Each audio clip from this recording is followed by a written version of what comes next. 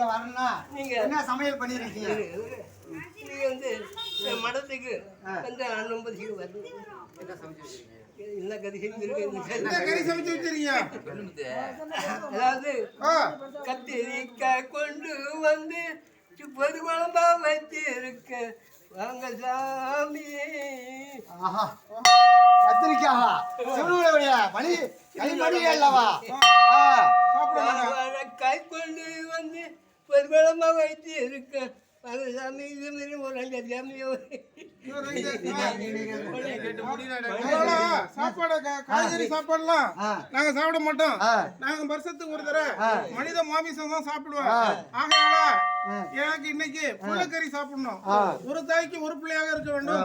அது ஆடி அமாவாசையில் பிறந்த குழந்தையாகவும் அதை தாயார் கால் பிடிக்க பெற்ற தந்தை கழுத்தறுக்க கறி சமைச்சு போட்டால் நம்ம இடத்துக்கு சாப்பிட வரோம்.